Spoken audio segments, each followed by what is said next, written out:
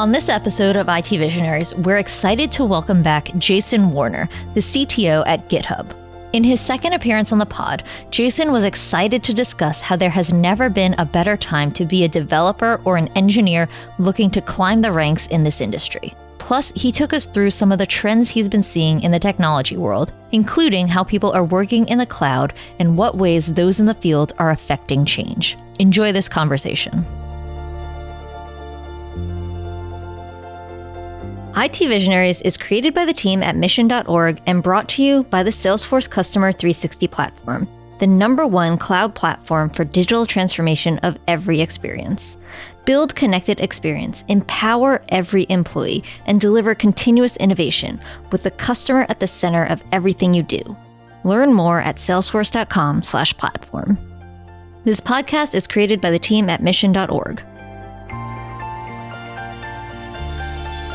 Welcome to another episode of IT Visionaries. I'm Ian Faison, Chief Content Officer here at mission.org. And we are in a different studio, in the GitHub studio in sunny San Francisco. Jason, what's going on? Not much. How you doing?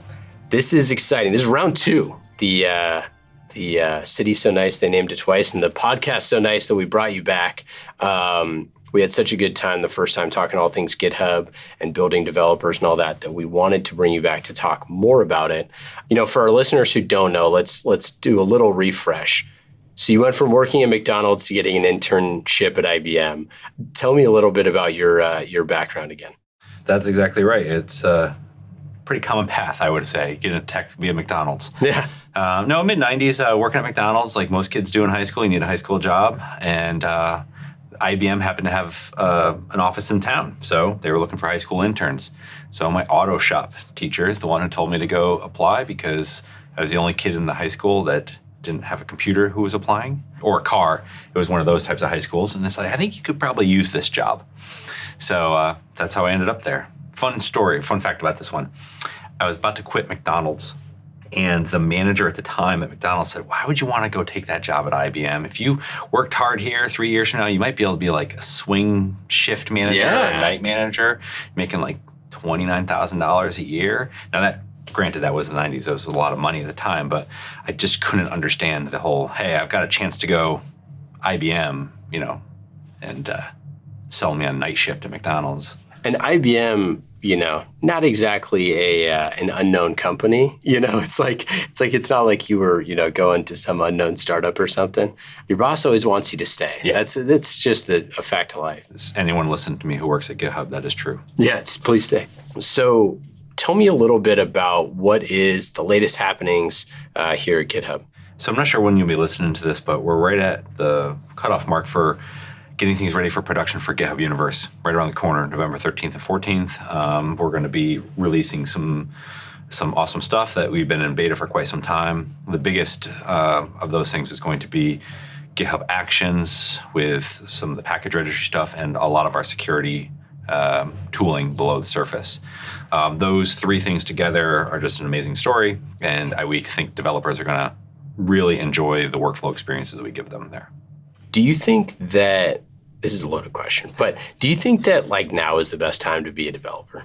I mean, every day is a better day to be a developer than it was, the day before. So, absolutely, maybe except for JavaScript developers, but mostly because there's just so much choice. Even, there's the things you had to worry about 20 years ago don't exist. So much opportunity, so many jobs, so many learning resources. I remember having to get Linux for the first time ever, and I had to go buy one of those orange Sam's books, which I don't think exist anymore, and getting the discs in the back to go install it. And, just the access to information alone has changed the game. So yeah, best time alive to be a developer. And so what's the scope of where GitHub is at right now?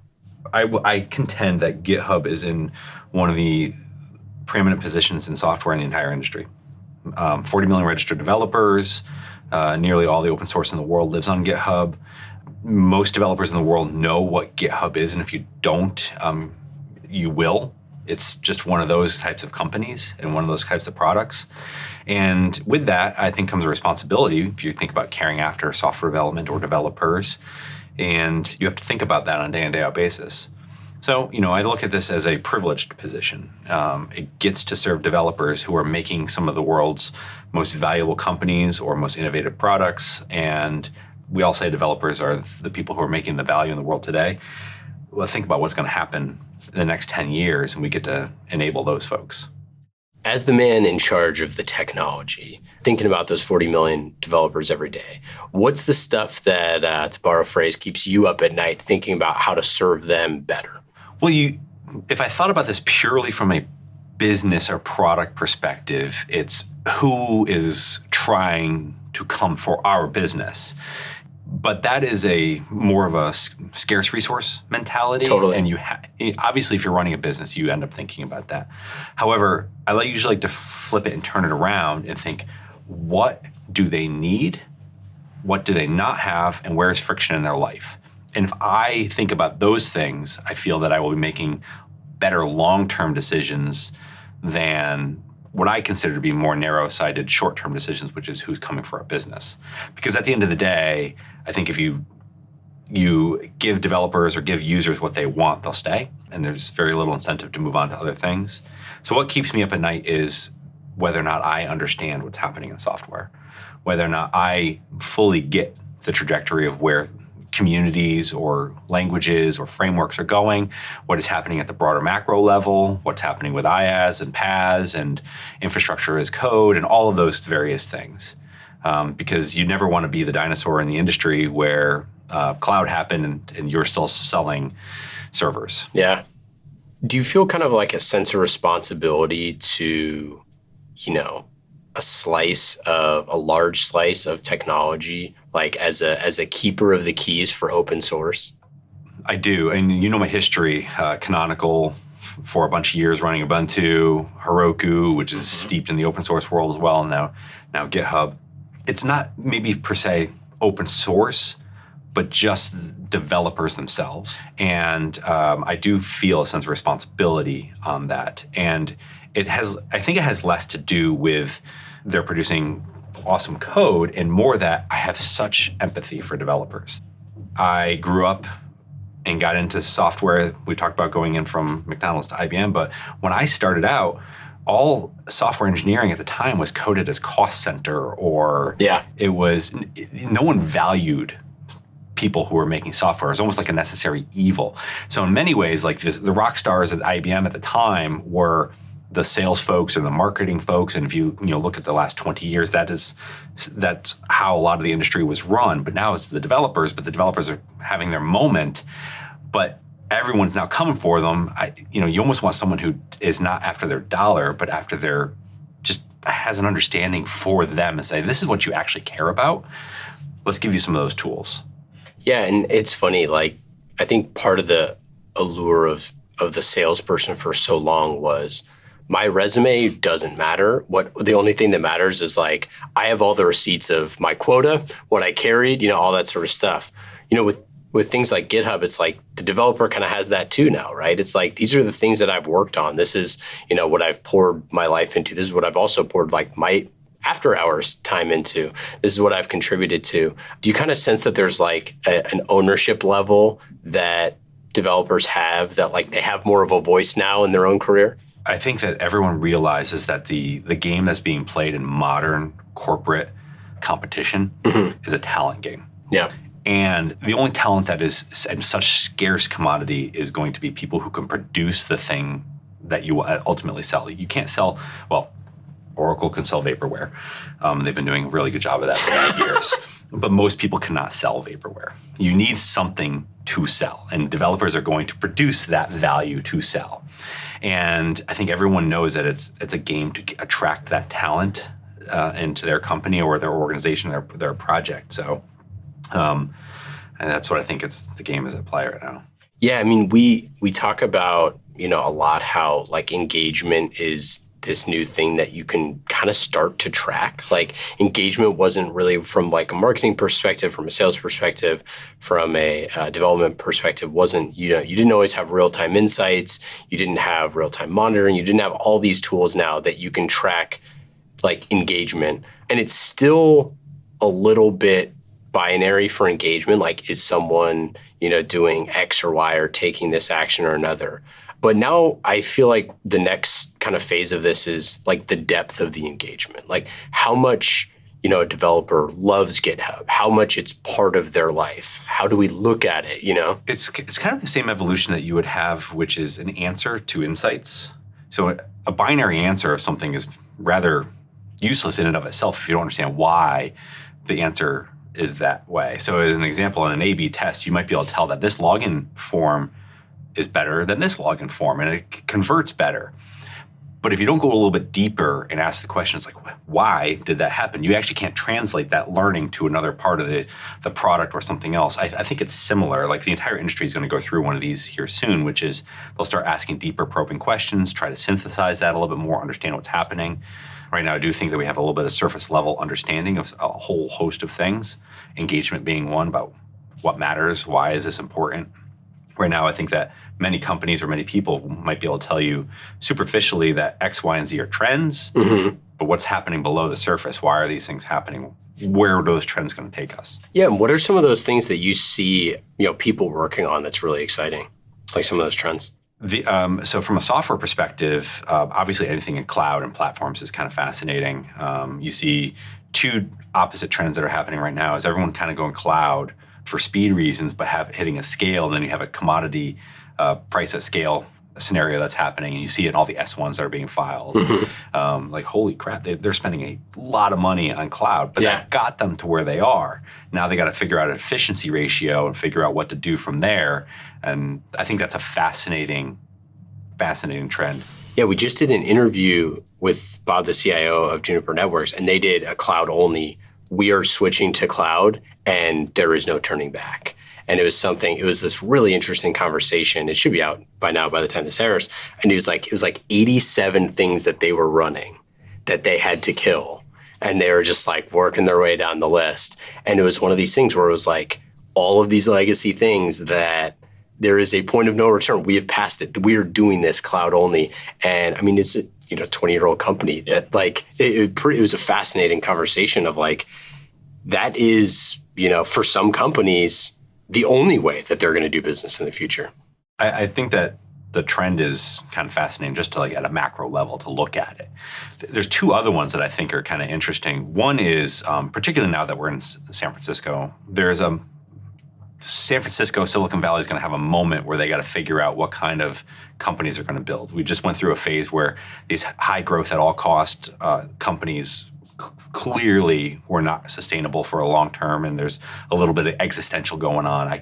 From a company builder perspective, I'm actually quite fascinated to see what the VC community kind of figures out inside that one. Did you just see the post that was on unit economics? There's a famous investor just wrote a post on unit economics, and they were like, you can't scale away from unit economics. If your unit economics are bad, they're bad forever. It's fascinating. This one right here, I think, is going to change Silicon Valley, San Francisco the most in the next 5 years, more than anything else, because you're going to start seeing investors who would just plow cash into a company now start asking about certain things, fundamentals of the business, which require founders to think about things that they never had to think about before earlier. Yeah.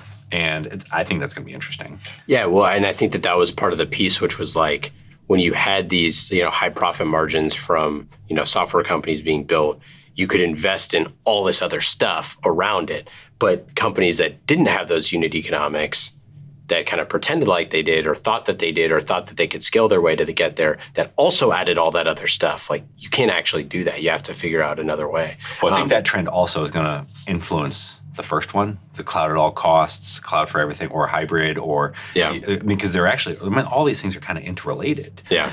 And the last one I'm tracking is a more personal one, but I'm trying to figure out what is going to happen to software development company leaders in the next 20 years. If you look at this from a historical perspective, there was a period of time when most CEOs came out of the sales ranks. Then there was phase where it was a lot of marketing and sales folks.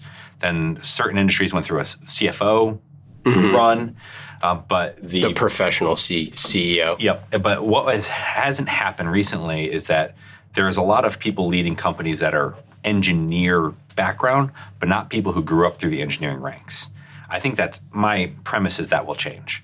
And I think you'll see more CEOs that come out of the engineering ranks who have grown up and run large engineering groups in a 10 or 20-year period. I think that to add on to that, I think that there's going to be a clear shift to the people that have the closest relationship to the customer are the people who are going to become CEOs of that company. And for some people, that's the CTO. For some people, it's the CMO. For some people, it's sales. But I think that that's going to be the big, shift, because if you think about if those people are the keeper of the keys on what those insights are going to be and are closest to them and are pushing product innovations, of course they are. And for a lot of companies, especially obviously technology companies, that person is the CTO. And that's why, on this show, we have so many CTOs and CIOs that spend half their time with customers now. It's one of the bigger changes I've seen in the CTO landscape probably over the last 10 or 15 years is how much time they're outside the lab versus inside the lab. And it's why I think that it's going to, particularly for high technology companies, you'll start to see that trend. It'll be interesting to see if it actually plays out that way, because I think that the way everything is in the scale of time, but the way current boards are constructed or current people want to gravitate towards certain things, they want a persona typically in those roles. We'll see if any of these things actually play out. So for our listeners that are in kind of that position, the CIO, CTO position their dream is to be a CEO someday. What do you think, what's Jason's advice? Not that I've been a CEO myself, but, one day. But I would say that to your point about customers, go talk to customers, understand customers, build the customer empathy, be good in front of customers, all of those. I think customers are critically important to that role.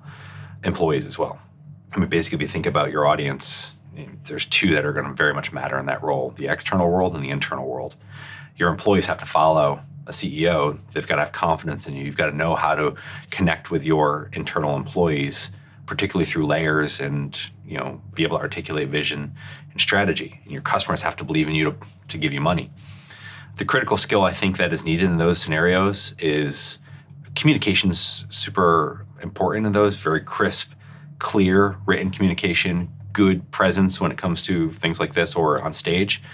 But even more, what I think is important is the ability to storytell and the ability to take abstract concepts and make them real and to craft a narrative around it.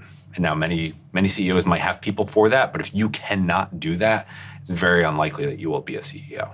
Yeah, and I think it's about, making the complex simple. And I ultimately, it seems to me like the people who are, and I know we're naming 50 different things, but like you said, are a little bit paranoid about where technology is going and staying super close to innovation. And whether that's you do that through internal things that you create, or whether you do that through the startup ecosystem or whatever it is, you have to stay super abreast of that. And that's challenging when you're focusing inside the house. This is a random aside, but the former CEO of ESPN was on an interview with Bill Simmons, and he was talking about how the reason why he felt a little out of touch by the end of his tenure as CEO was that he only spent every waking second watching ESPN shows. Because he was like, these are my people. They're making this, and I want to watch all that stuff. But you lose sight of everything else. I kind of feel like that's a great analogy for technology. It's if you're only ever focusing on the innovation that's happening inside the company and not outside it, you kind of have to be purposeful to look at that stuff. It's a percentage of time play, in my opinion, which is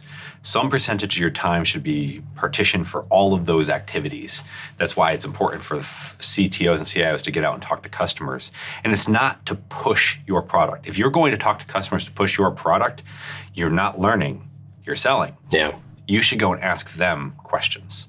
What are your challenges? What are you seeing? What are we not doing as valuable feedback to get for a product? If you're going to talk to some of the largest telecoms in the world and you're pushing your product as opposed to seeing what their challenges and roadmaps look like, it's the wrong focus.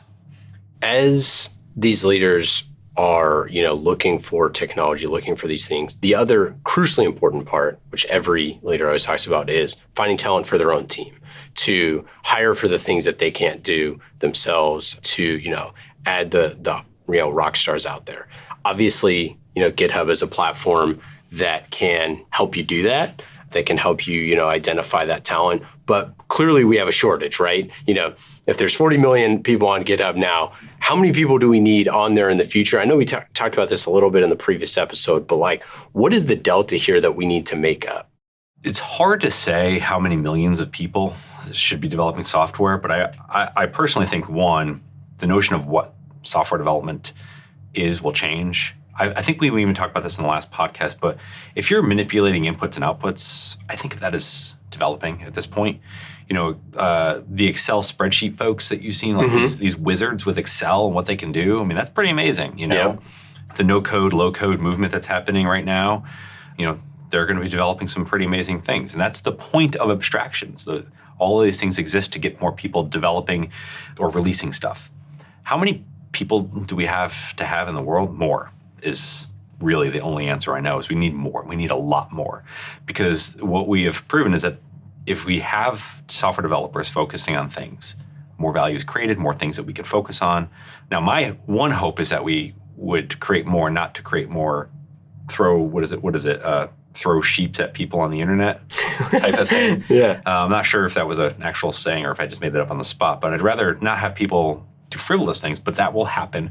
But the point of these things from a social and societal perspective is that the more things that you can abstract away, the more time you should be able to spend on hard, really sophisticated problems. But if you're only mucking around with low-level bits, you can't think about the higher order bits. I would hope that we have more people so we can focus on some of those things. So how do you think about doing that? Well, I talk about this quite a bit internally when we think about GitHub's long-term horizon, but there's a 0 to 1 and a 1 to 2 problem. 0 to 1 is creating more software developers, and 1 to 2 is making software developers better or have them learn new skills. We have a lot of people focusing on the 0 to 1 right now in boot camps and academies and things of that nature, though I think that GitHub should play a role in that as well. And Microsoft possibly as well, but GitHub should. We have all the open source code. We can do it in a way that's very interesting and unique. And then in the course of a couple of years, I want to focus on some aspect of creating software developers. But then also, I don't think very many people are actually focused on the 1 to 2, which is taking someone who has X set of skills and giving them Y set of skills, or helping them learn or advance in their career or advance in their understanding of certain things. And that is actually probably where a lot of the advancement is going to come. It's learning new skills or translating your understanding of how to manipulate inputs and outputs in Excel and applying it to Airtable or databases, or creating no-code, low-code apps that are going to do that sort of thing. Yeah, this is going to sound flippant, but it's like almost like there was a system where you'd get a bachelor's level of education in something, and then you could get a master's level. And it's like for web development, it's now such that neither of those two things actually solve what we need, but you need kind of that entry level getting from 0 to 1. But you're kind of right. It's like the master's level equivalent of upskilling people that really, that job is pretty much done by companies, right? That's done in-house. It is. And if you think about this from a perspective that might seem a little strange, but over the last 5 or 10 years, there's been a lot of energy and effort to bring diverse people into companies. And we say, hey, we got to create more access to them, to companies for a lot of people in the industry and the world. Once they got through the door, it's almost like the job stopped. But that's the 0 to 1, the 1 to 2 problem for software developers in general. It's like you can create more software developers, but then you have to upskill them too. So if you're thinking of this as an employee engagement or recruiting, your job doesn't stop once someone accepts your job. The job continues and actually gets harder when it comes to helping them advance in their career, making them feel welcomed, employee engagement, how satisfied are they in on their job day in, day out. And now that's only recently become a trend where you have internal employee engagement as well. But if you think about it, it's kind of the same problem. Too many people focus on the first part, and once they get to a step, my job here is done. Well, I think, if you're a non-technical company, if you're a financial institution or whatever it is, or a manufacturer of some kind, and you're trying to build that skill set, that's really hard, right? Imagine being a hedge fund right now and you realize that the quants in the back room are basically the only thing you need to run. Yeah. And you have no idea what they do. Yep. And you're trying to figure out how to keep them. So you're just plowing money at them right now. Yes, they're going to be motivated by money, but are they learning? Are they advancing? You have no idea how to do that. So I have a little bit of sympathy for the people in that industry, only a little bit because I can only have so much sympathy for people sitting on yachts all day. Yeah. But I think it's every industry. It's every industry that needs to build, the technology muscles that they don't have. I mean, in the conversations of like, how do we build, a more robust data team? How do we build, building these internal teams? Like, okay, like you said, okay, well, we got the team. We hired the four people we needed. Then what? Who's going to coach them up? Because as the CIO, you're like, well, I'm not a subject matter expert in, all things, what those people are working on. So like, who levels them up, right? I go back to sports a lot in these things. And I think that, for whatever reason, I really like sports because seasons have beginnings and ends. Yeah. And you can actually tell a lot by what happens in season, off season. It's weird. It's like there's boundaries. Yeah. Companies don't have these things. They have earnings calls, but there's no like, well, we're going to bring in a new CEO for the 2020 Microsoft season and see how they do. Yeah. In sports, you have positional coaches. They're experts in their field in that particular positional, position. And the wide receivers coach understands the ins and outs of that position. And they also understand the broad scheme of things. I think we could do better and think about that in our own industry. In engineering, we tend to. You're an infrastructure expert, you're a data expert, you're an application developer expert, an architecture expert. But we could still do more to make sure that they're getting supported that way. So if you have, your magic wand over the next 5 years to figure out how we can take more software developers from 0 to 1 and then also from 1 to 2. And specifically, we're talking like outside San Francisco. We're sitting in San Francisco right now, but a lot of this opportunity clearly is going to be outside of here. What's your magic wand that you would want to see happen? I think that if I were to focus on any one thing, I'd probably say the 1 to 2 problem because I think that's a gap. Yeah. So there's bigger opportunity to affect change there because I think there's enough people that can focus on the 0 to 1 side of it. I'd focus on the 1 to 2. The magic wand moment would come obviously when someone who had no notion of software development or the opportunity that could present could then obviously get a job or have no need for a job because they have some self-sustaining business at some point. The magic wand would be that people know that path exists and could exist. And I think that in San Francisco, obviously everyone knows that's why they're here. They're after their own gold rush. But imagine being in the middle of nowhere, somewhere, some farm country, United States, or somewhere else outside the world. You might not even know that this is a possibility. And you want to just present that as an option for people and show the awareness that the industry exists. Let's talk the biggest mistake you've ever made. You wrote a post about this. It's pretty popular. Why'd you write it? What'd you learn? Growing as a leader, you end up sharing a lot of the same stories over and over again. And that was, when I wrote it, at the time I wrote it, that was one of the bigger mistakes I ever made. And it caused me to self-reflect a lot about what I wanted to be and what I wanted to do and how I was going to do it. For those who haven't read the post, the biggest mistake I ever made was essentially boiled down to keeping somebody on the team who was a superstar, quote unquote, developer, but was causing the team itself to down level, essentially, based upon behaviors or other things.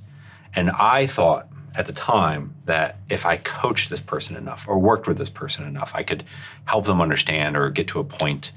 I thought I could do, basically thread the needle on both of those things. Maybe if I was a better manager, I could have. But I think that ultimately I was not caring after the whole and trying to optimize for an individual. And my biggest mistake was doing that for too long. And it caused me to have two types of sayings. I've used this liberally inside of GitHub, but not outside yet, which is sometimes you have to be a psychologist as a manager and sometimes you have to be a sociologist. And the point being that between those two is that if you're sitting across from an individual, yes, you should be absolutely empathetic and thinking about that individual and working with them. But your job, if you're an executive, is to be a sociologist 95% of the time. You're thinking about after the whole of the company or the organization or all of those things. And the balance of being an executive is the balance of those two things and understanding when you should employ one hat versus the other. So in this scenario, I feel that I actually held back the company and the team by optimizing for one individual and trying to, quote unquote, help them or fix them or whatever there be. And it was an embarrassing failure. Do you think that because you have so much, because like technology leaders have so much invested in developers, it's like similar to, like a rockstar sales rep or something like that, where they have so much of an investment in this person that you're like, the switching costs alone sound like it's almost an impossible thing. Like I have to find a new, diamond in the rough. Like I have no idea how I'm going to do that. I think I definitely think that plays a role. In my particular case, it had less to do with this person was so talented and more to do with I knew how talented they were, and I wanted to help them understand that a couple of things were holding them back. And it was almost like you're trying to get them to understand that they had a certain problem. And you're like, well, if only. And in this particular case, it just wasn't working. And who knows if this person, I have not stayed close to this person. I don't know if they've gone on and had their own learnings or whatnot. But I definitely think that there is a switching cost that happens. Here's where I think the switching cost is the highest. It's maybe not with individual developers, maybe on a small team that'd be true, but at a larger organization, I don't think that's the case. I think that switching cost has to do with executives a lot, which is why you see executives hang on way past when they're probably useful for the company anymore, because you don't know downstream effects. How many people are loyal to that person? What's going to happen? I have to go find somebody. They're going to need 6 months to ramp up. They're going to need another 6 months to get their structure in place. What if I just use this person at a 70% capacity that I'm getting out of them right now? That's better than the switching costs. Let's get into some more story time. What was the craziest section of time shipping something that you didn't think you were going to make on time? 2 stories come to mind 2 times about that. So one is here at GitHub.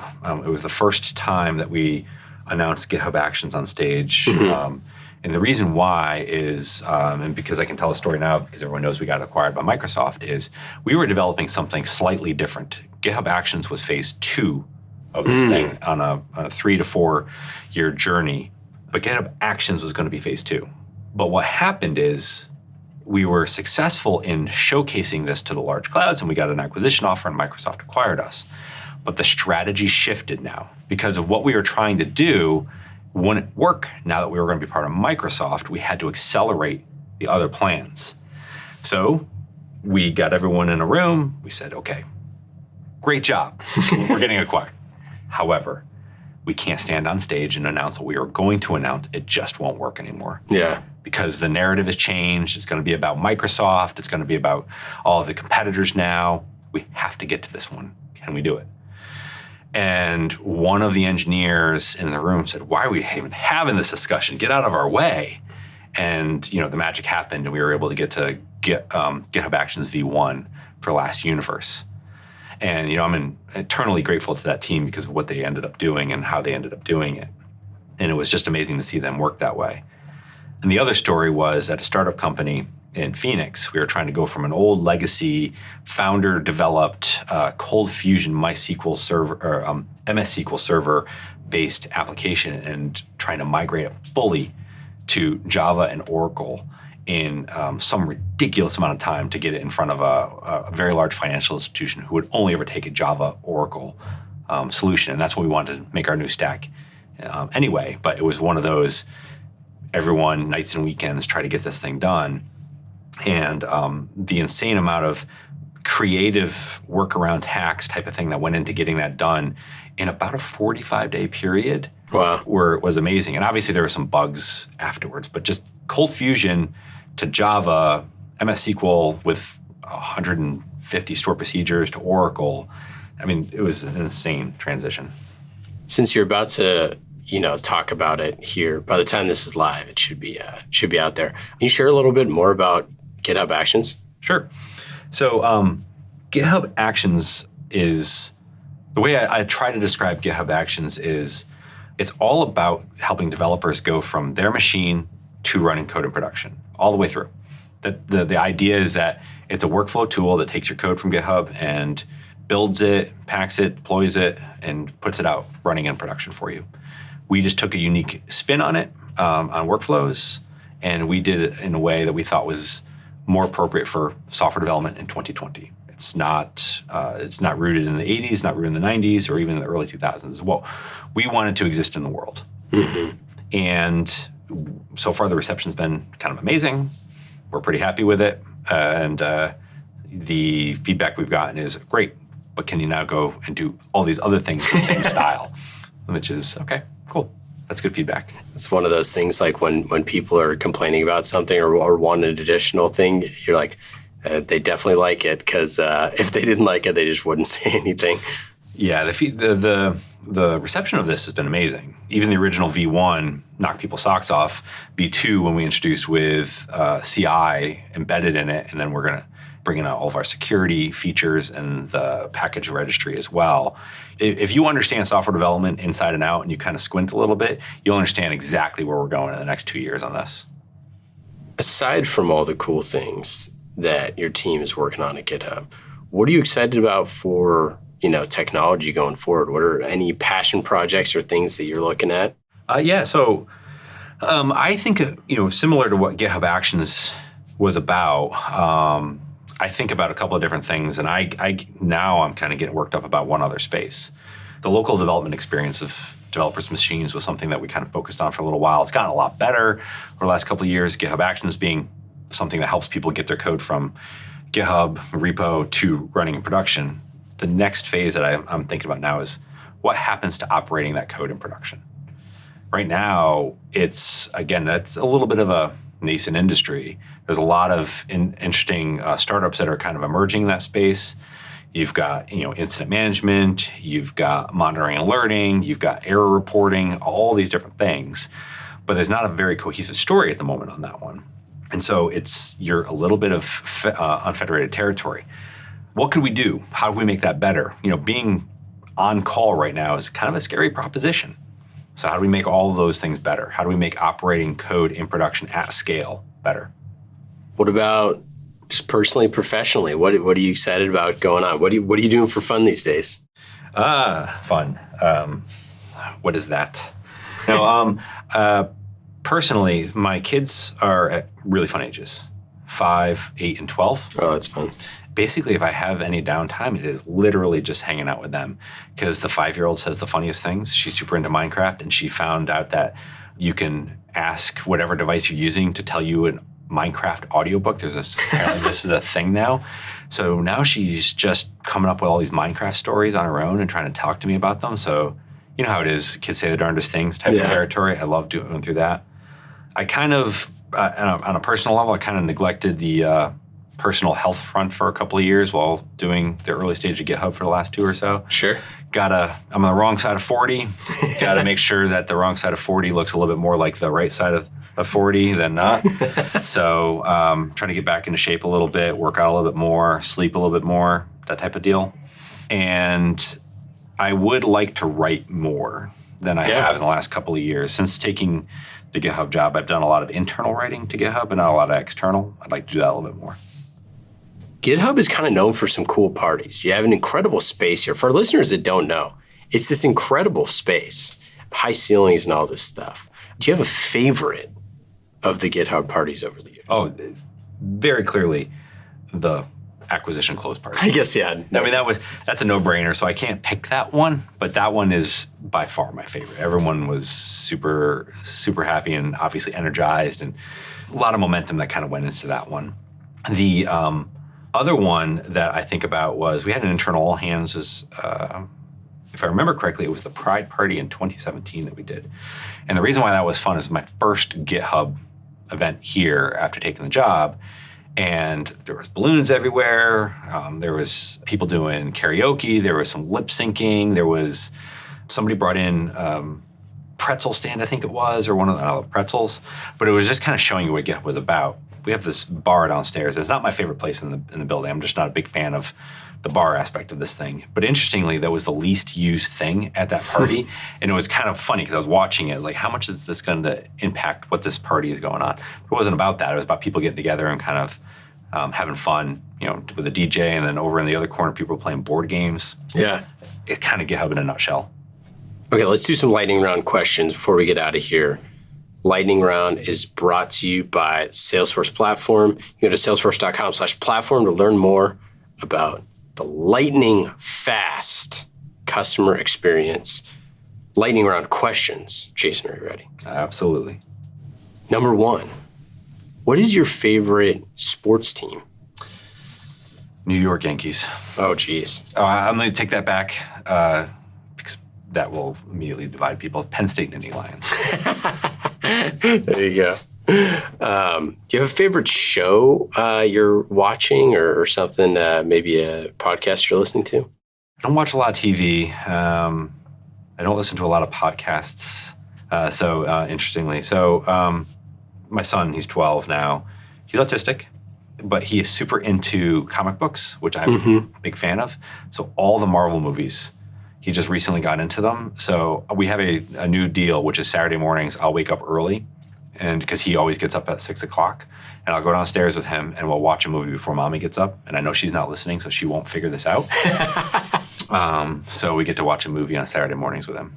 Oh, I love that. That's great. So where are you at in the series now? We're third time through the Marvel universe. He just keeps going. And he's slowly introduced the DC universe now. I just watched Aquaman recently, and maybe because I'm biased because Jason Momoa is awesome, but I really didn't think it was that bad. People were like, Momoa is just great, and he's hilarious, so I'm here for it. Did you ever hear the story of how he got the scar on his eye? It's it was like in a bar fight, somebody broke a bottle on his head. That's so Jason Momoa. I know. I'm like, this guy. That's like too on brand. Yeah, I know. But that's what, and it was it was like this crazy thing. But I think it was just some guy was like heckling or something. I could be getting this wrong. But anyways, shout out to Jason. If you're listening, we definitely want you on the show.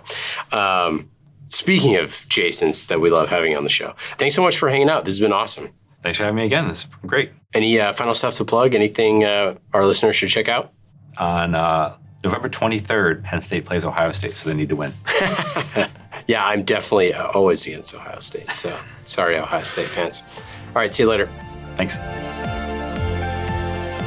IT Visionaries is created by the team at mission.org and brought to you by the Salesforce Customer 360 platform, the #1 cloud platform for digital transformation of every experience. Build connected experience, empower every employee, and deliver continuous innovation with the customer at the center of everything you do. Learn more at salesforce.com/platform.